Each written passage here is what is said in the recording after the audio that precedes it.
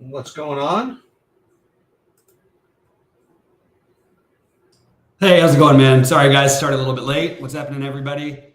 Good to see all you guys in here already. And it's a small little slate that got a little more interesting with the Toronto news. What happened? Gary Trent and Anunoby are out, which is sort of expected, but the projection systems didn't have them in. Had them in earlier. I actually got that done. I just updated stuff now, so I'm gonna post nice. them. I just haven't looked at it yet. I don't know who I'm presuming. Do they have starters yet? We don't have starters, no. But De'Aaron Fox also looks like he's really more of a game time decision and very possibly going to play. Okay. So that sort of kills all the other guys on Sacramento. So I think what people are going to be deciding is what to do, how many Toronto players should they have. Remember, it's a back-to-back, and they are playing a terrible defensive team, though. For me, I have I think you're playing one of Scotty Barnes, at least one of Scotty Barnes, Siakam, and Schroeder. My favorite would be in that order: Barnes, Siakam, Schroeder, but I like all three of them. Otto Porter will probably start, but he's 3,400, but I don't think that he's okay. I prefer the other guys. I would rather play the upside, maybe some of the younger guys rather than the older guy. So Grady Dick at 3,300 is going to look like a pretty decent value for the price. As is, I'm just grabbing my notes here. Sorry. Grady Dick, Podol on a back-to-back, but he only played 20 minutes last night, so I think that's possible, but I also think you could play Precious. I think there's a lot of ways you could go. My favorites, though, being Siakam, Barnes, Schroeder, and then getting some Grady Dick and maybe a little bit of Otto Porter as the priorities for me. Yeah, I was wondering if things broke in a certain way, if they would actually start Otto Porter. That's interesting. I think they will. I actually don't think it's as interesting as a play as the other ones, but because I just don't know how, he hasn't played 20 minutes in a game in 2 years, he's had an injury-riddled career. Just hard for me, and he's shooting reliant. It is a good matchup, obviously, but I think the minutes, Malachi Flynn could end up getting them. People keep saying that. I was just listening to other shows, and they're saying they don't want to give Malachi Flynn minutes. He's been playing between 14 and 22 minutes. He played 22 minutes the other night. That's reasonable at 3,500 as a guy who's going to be a little lower owned in that spot. But because I think people will go to Grady Dick more. We also we think Caruso is probably out, which I would have assumed at the beginning of the day also, but the projections had him. So I think that Torrey Craig is another value play you could use at 4K. Patrick Williams you could take a shot on, but I think Ayo Dosunmu would be the one who benefits along with Kobe White, who I already liked anyway. And Patrick Williams is still technically questionable also, so we'll see that one on the back-to-back. Thanks a lot, Johan, for the kind words. Appreciate that very much. Very nice of you to say. And I hope we win tonight too. Let's try to get it. So I think that, look, you're playing, in my opinion, I don't think you need to play three, but I think I'm going to have at least 2 Toronto players on all my teams minimum. I will probably have 3 and 4 in some. And on the other side, you've got, so the projection things are interesting, and I'm going to be wrong. I was wrong last week about Matherin, but Avdia is going to look like a really good play projection-wise.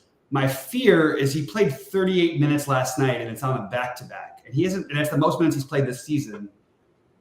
It feels a little shaky, to be honest with you. It makes me like Koulibaly a little bit better, even because of that, and I don't really love the rest of Washington all that much. I wouldn't mind if somebody wants to get to a little Landry Shamet as a value play potentially, or Corey Kispert. Obviously, you can always play one of Kuzma or Poole or both, but I'm not as excited about that prospect tonight. So 3 from Toronto, probably at least 1 Bull. Probably not going to have much interest in Sacramento, although I am going to play some Sabonis because the ownership doesn't look like it's going to be too high. And then I think you want to decide for Cleveland on DraftKings. Jared Allen is my favorite. I also like Darius Garland, and I think he's a great play on FanDuel as well. And I think Max Struss is being under projected. So And I mentioned Levert earlier as the get wild play. Not sure if we need to do it as much, but I think he's completely worth taking a shot on. So those are sort of my main things. That's sort of like, 6 guys from my lineup, 2 from Toronto, at least 1, probably 2 from the Bulls. Actually, it's probably more like 5 guys that probably average out to 2.5 Toronto guys per lineup. And then I will have one of these Cleveland guys probably in all my lineups too, including some Mobley and Mitchell. Those are my main pieces, and I am getting to Giannis a lot more than I thought I was going to be on this slate. I do think it's interesting that no one's going to play Damian Lillard. I think it's kind of an interesting guy to take a shot. Another one you can take a shot on that is interesting enough. Look, Milwaukee's been really bad, both with and without Lillard, and the early stuff for them, they just don't look right. You know what I mean? And they need some help in their half court offensively, and they need to figure out how to stop anybody defensively. So I'll give away my free bet of the night is the Bulls plus 9.5, and I like that quite a bit actually. Bulls plus the 9.5. Yeah, just until Milwaukee starts proving that they're who they are, which they probably will at some point. But by the way, the Bulls the other night last Wednesday had a stat that I've never in my history of life. I think I mentioned it to you. I'm not sure if I mentioned it to you actually.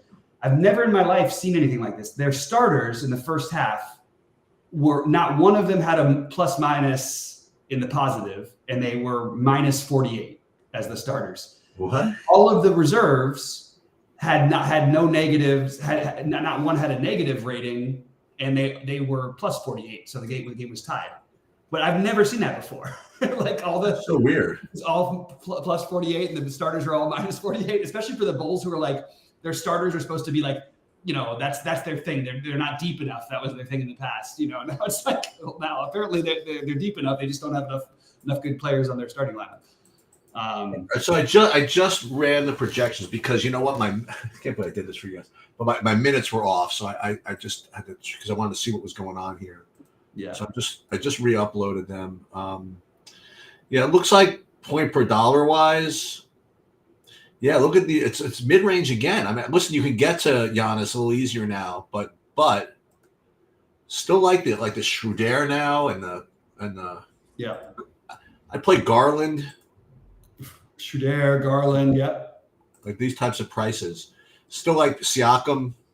No, like none of these are low owned by a stretch, but I'll tell you who looks low owned is the guy you mentioned, Pirtle. Yeah. Yeah, I could see him being worth a gamble.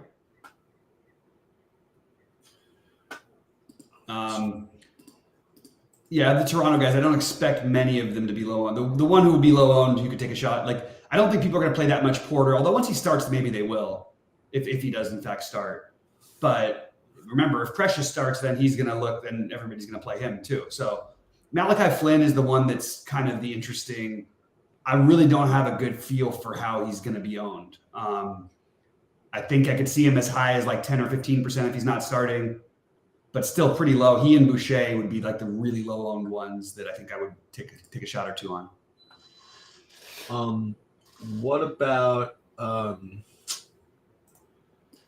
Well, I'll tell you who's I see sub 10%. And listen. And that's Jason Tatum. I don't know. It's just short slate. Yeah. And of those spend ups, I mean, he's the lowest owned. Other than Lillard. That's true. I have Lillard about 13, but that's really? Yeah, it's 20 hairs, I guess. On DraftKings? Yeah. Oh, interesting. He's only 8,600. Goldie and Saberson have him a lot less. Yeah. Yeah, I'm just Could trying to. be. That's possible. I mean, that's the thing. I think it actually is a harder slate to project for ownership than most of the slates we deal with for a small one. I mean, I don't know how many people are going to click the Grady Dick button, and what's going to happen is there's all these cheap guys now, and the projection sites are all going to have them within a couple of points. But depending on which projection site has him where, they're going to have his ownership, based on those 2 or 3 points that we're talking about. Right. It's going to be like one guy's going to be 30, 40%, and one guy's going to be like 5%. Well, Scotty Barnes now, getting a lot of him. Yeah. Barnes and I think Siakam. I really think playing one. I think if you're not playing those guys, you should play Schroeder. I do have Avdia because he looks like the best point per dollar play on FanDuel. I do have him a little bit, but I really would like to get rid of him because it just doesn't feel like on a back-to-back after playing maybe even his career high in minutes that they're going to just like let him roll with it. You know what I mean? Especially if the game gets ugly. K9 is asking for my favorite bull on FanDuel. He says he likes Vooch. That's my answer as well. Vooch is in my big buy-in on FanDuel today. Was that right? Yeah. So yeah, I'm still not getting to the top spends. It's yeah. I mean, it's really fine. You know, like it's just a matter of how you're building. I have some lineups where I actually have Giannis and Sabonis. I have other lineups where my highest spend up is Siakam. You know. Yeah. What is going to happen is Julius Randle is going to be way, way, way lower owned than he was going to be in the beginning. He's currently in my big buy. I like that, but I actually was going to say my thing was I was going to play Julius Randle with Siakam together, like just using that as a build if I was going to use Randle. But I think it's totally fine to play him over Siakam. But if I was playing him over Siakam, I probably would want Scotty Barnes or Schroeder in that lineup.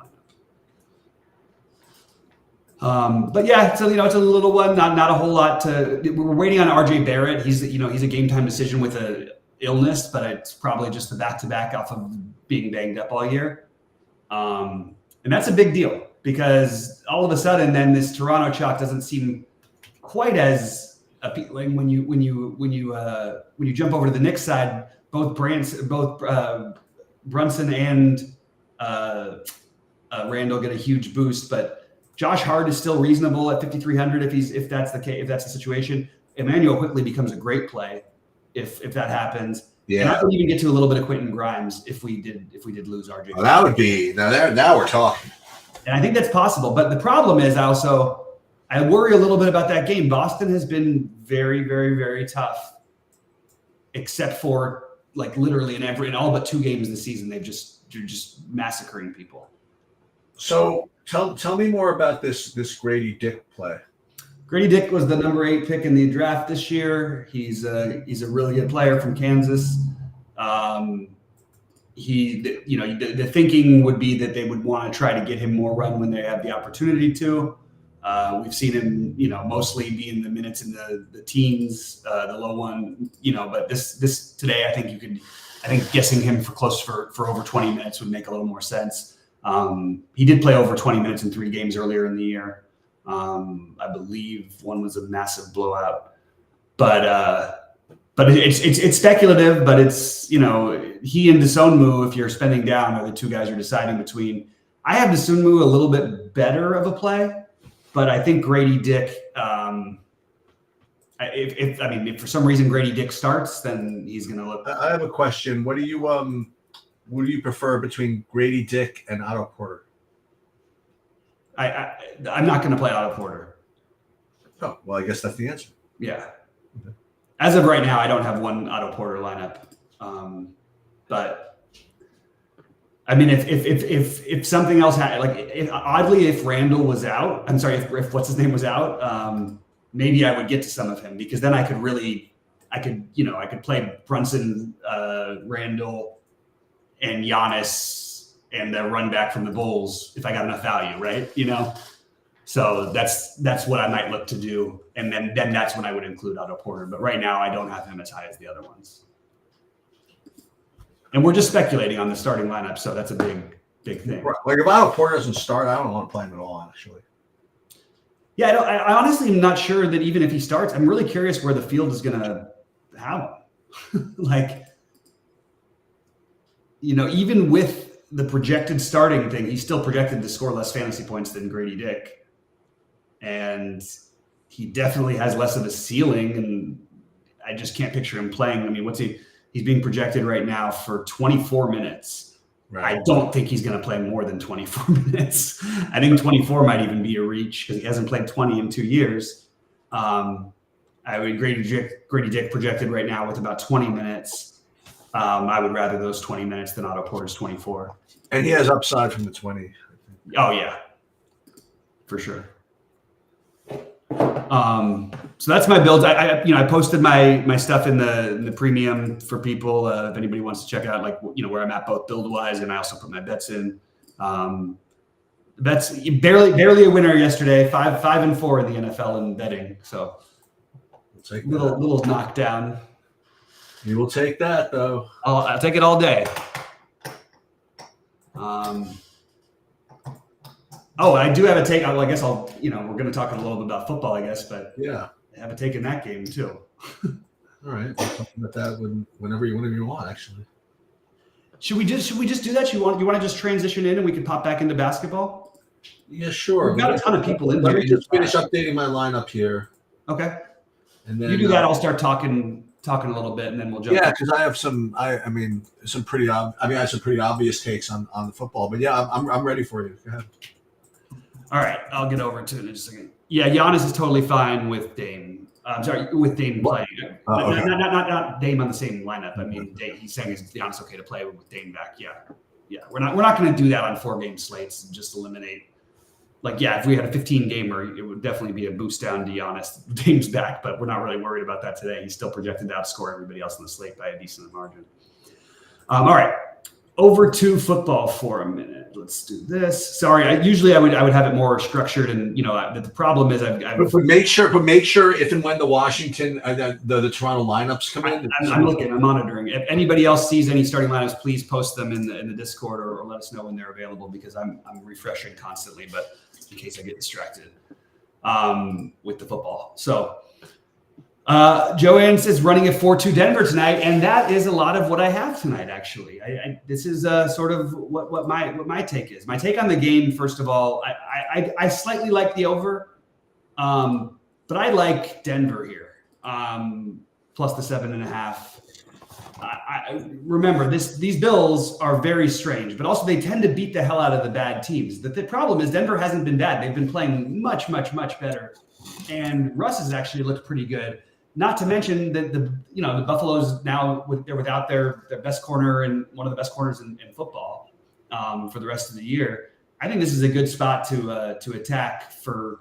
I think it's a fun slate actually. I think it could be a high scoring slate. I think there's a lot of interesting stuff, but I like the 4-2 Denver and then captaining like playing Josh Allen as one of my other two for the Bills, and then using Gabe Davis, Dalton Kincaid, Stephon Diggs, those guys more in the captain.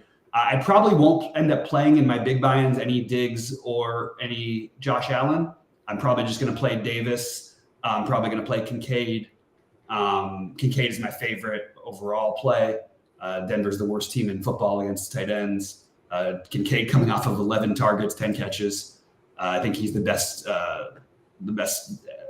what's it called? The best captain play on the slate for me anyway. And looking at my exposures, I will have 100% Josh Allen. I don't really see how that's not going to happen. Let me go to my NFL stuff. Hold on 1 second. I already built a lineup for next week. So, all right. Josh Allen, I have 100%, 70% Javonte Williams right now, 70% Gabe Davis, 70% Latavius Murray. I like the double running back a little bit tonight. I don't usually like that for Buffalo, but I think also Murray they haven't been running Josh Allen hardly at all. I think Josh Dobbs has twice as many rushing yards as Josh Allen does. So I'm more on the side of the running game, but I'm getting to a ton of Latavius Murray as my spend down, sort of thinking that I'm not going to captain him or anything.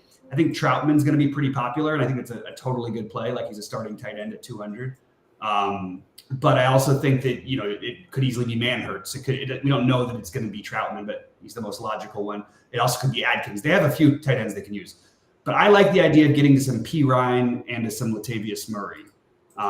So those are two guys who I'm using for my value. And then I'm going to be 50% on Sutton, 50% on Diggs, 50% Kincaid. But I actually think I'll be higher on Kincaid, and most of them will be captains.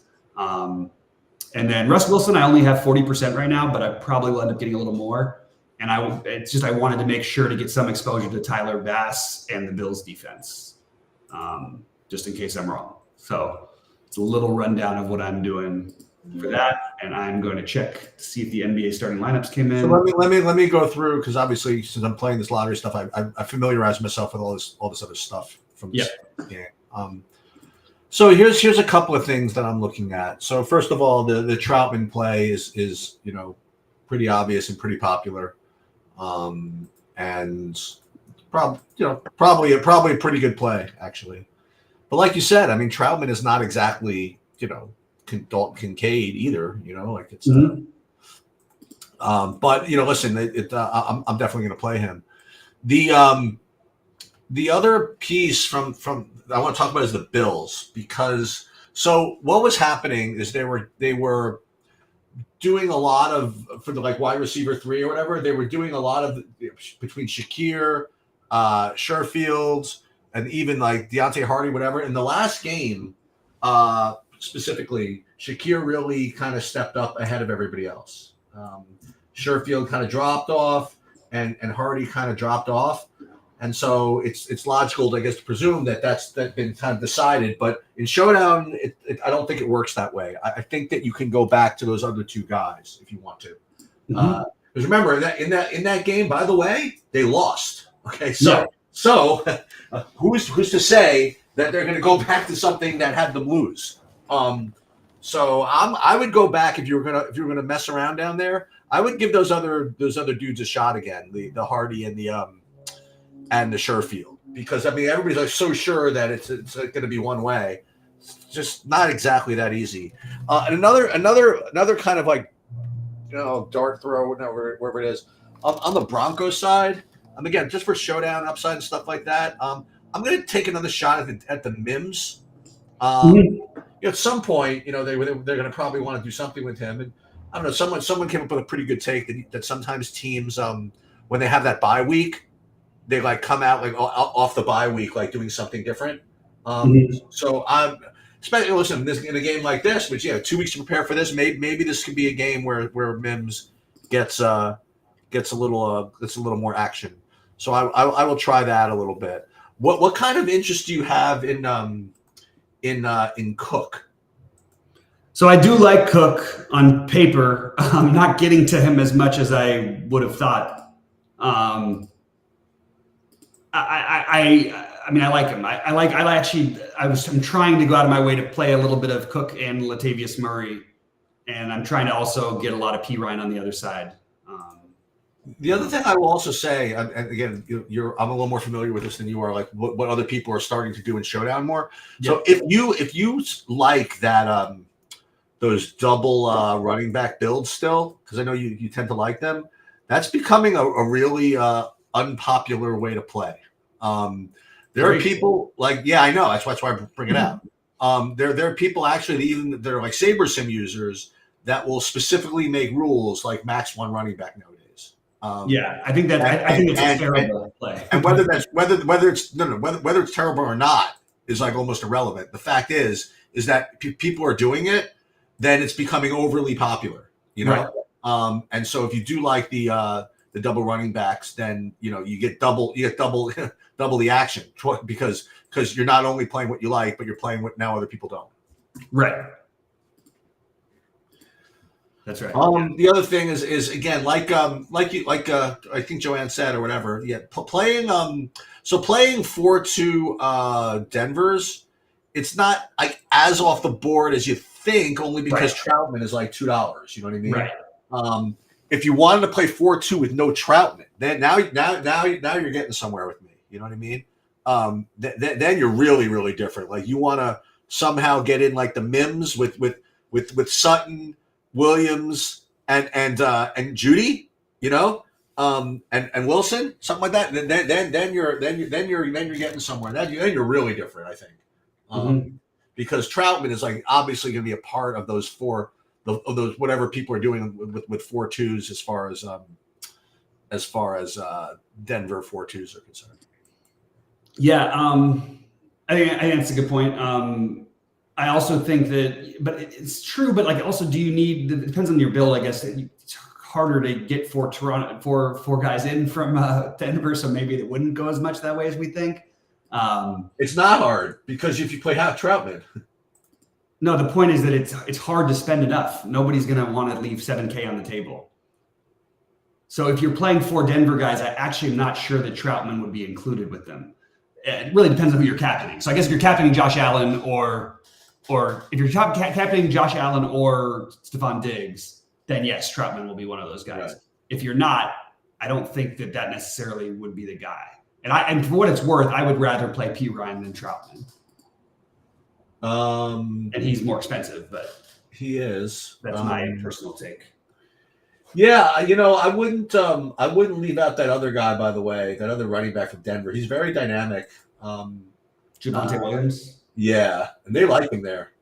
Yeah, they like him. He still doesn't ever have a game, but he's dynamic. You know what I mean? Like he's fast, and you know what I mean? Yeah. Like they like watching him play. So yeah, no, I've got tons of Javonte. I mean, it feels like it's sometimes he finally had his really big game against KC. Javonte Williams, but I don't mean him. I mean the other guy. P. Ryan. No, the other guy. Jaleel, whatever his name is. Oh, you mean Jaleel McLaughlin? Yes. Yeah. That's the guy that I was referring to. They really like him. I don't know where they really like him all they want. Give him 4 carries, okay? Yeah, let's go. 4 carries, one of them goes for 50 yards and a touchdown. Let's go. I'm in. Yeah, I mean, maybe that's an argument for not playing my P. Ryan more than anything. Well, that's what I was saying when you mentioned P. Ryan. Yeah. No, maybe you're right. Maybe their snaps have been similar-ish. No, yeah, he only played 17. McLaughlin. Yeah, McLaughlin only played. He's a young guy upside, though. I don't know. Yeah, McLaughlin only played 8 snaps last week, which is interesting. It's not very much, but and 17 for P. Ryan, which is. Again, not a ton, but because they really gave it over to what's his name. It was a big game. It was a big win for them. Yeah, no, you're right. Absolutely, but it's. I think P. Ryan was still coming in on 3rd downs, as far as I remember. Yeah, that would be close to. Yeah, they would basically be splitting the 3rd down work. Again, these are like stupid like lottery type stuff, but like I could do even a. You want to do like a weird, funny correlation. You could do Mims with McLaughlin, like 2 rookies. You know what I mean? Like 2 young guys. They'll give work together or something. I don't know. Yeah. I'm not opposed to any of this at all. It makes sense to me. Even though I didn't find the exact same thing myself, but I. Well, I mean, like you're playing much more normal stuff. No. But I like these plays though. I think these are interesting. All right, I'm just so everybody knows I'm updating the those NFL showdown projections. But again, keep showdown projections are like about as useless as like baseball projections. Yeah, I agree with that statement. The thing that my rule for showdowns are, it's like, is the guy projected to play? No, that's true. If he's going to play 1 snap, I'm in. No, this is dude. This is one of the things that I think about is when I put Saberson. Like, who do I knock out of my player pool? Like, if he's got, I have it. Usually, if it's got like a projection of less than 1, I might knock him out. But if it's like 1 point or more, I got to leave him in. Right. That's right. That's basically that's the way showdown multi-entry works. It's crazy. All right, I've got 2 months. I've got so much Kincaid at captain. It's kind of ridiculous, to be honest. Anything on in basketball yet? I don't have it yet. No, I don't have any lineups. For no starters for Toronto. I don't have the news, but let me see. I've got an alert that I didn't see. No, nothing that I've seen yet.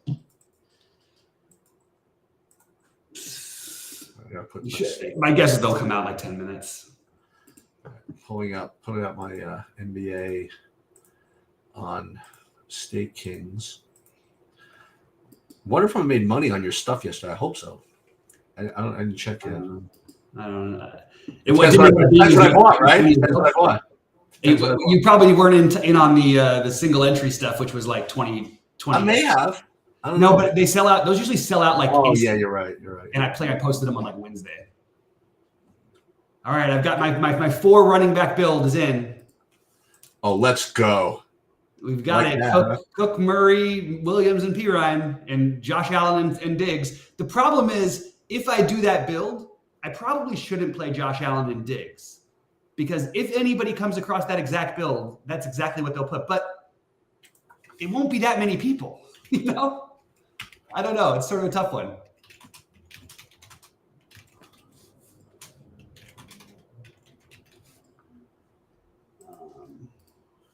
Nine is 450. All right, let's see if there's any other questions or thoughts. 4-2 is the 4-2 on DK equivalent to a 4-1 on FanDuel with 5? No, it's just a different thing. That's an interesting question. I really think that people who, if you're playing showdowns on FanDuel, I really think that, like, unless you're entering a bunch of lineups from a script, I really don't know what you're hoping to accomplish. Like, Nothing. You're just degenning. It's like it's craziness. I mean, I don't understand why FanDuel won't fix it either, but whatever. They're really stubborn about it, though. It's been like that forever. Yeah. Nick, what's up, my man? Good to see you. I will rank my Boston guys as such. Here's my ranking of my Boston guys. 0. I don't have any Boston player in any of them. I do. You know what I have? I have a little the Porzingis. Oh, Barrett's out. Okay, never mind. Now I'm gonna have Boston guys. Okay. Wait. Let's rebuild everything. Wait, what'd you say? RJ Barrett's out. What does that mean for the average man? That all of the Knicks are now in play. Oh, love the NBA. It's my favorite. Especially sadly your sweet kind of cool quickly play is going to be really popular now. Now become the hipster play. Yeah. Thanks for that, Michael. Appreciate the help on that one. So now my favorite Boston guys are going to be in order: Jaylen Brown, Drew Holiday, Derek White, then Tatum, then Porzingis. That's it. Okay, so unfortunately, what this means is that I'm going to have to go. Yeah. Because now I'm going to have to change everything. Yeah. And guys, I'm going to update my builds and post them in the premium, and then probably about 10 minutes once I get some better clarity on the projections and confirmation. Hopefully, I'm starting lineup or two. But that game, is at the 7:30 games. We're going to be cutting it close. I'll put it that way. All right. Anything else, guys? Please hit me up in the Discord for NBA. Just make sure to tag me for NBA or NFL in the premium, and I will do my best to get. I have one other thing. It's kind of a sweat coming up for whatever. So for those of you that followed this, that circa millions. First of all, Survivor's getting really interesting. I'll get into that later. Really, one pool I'm in would have 8,400 people. Is down to like 200 now. Oh, okay. Everybody at Cincinnati that went into the garbage can. Some people at Baltimore, they went in the garbage can. But in this circa millions thing where you pick against the spread every week, they start like the next quarter where you get it's like 100,000 for first over the next 4 or 5 weeks. And I started this week 5-0, so I'm off to literally perfect start heading into this quarter. Which is great. Awesome, man! That's great. So let's exciting. Ooh, now did I actually put this in or did I not? Oh, this sucks. So debt Buffalo. All right, so I have to run because I have to do the projections. Michael, that's why Sheets is leaving, so he can go update his projections. Goldie will probably do one more run as well for both sports, and SaberSim will have theirs updated. It's going to take probably 10 minutes or so for the RJ Barrett to come across for everybody. So at least. Yeah. So hang in there. This is what base basketball is. But yes, there will be updated projections as best we can. And good luck to everyone tonight. I'll see you guys in the premium Discord, and let's make some money. Good luck, everybody.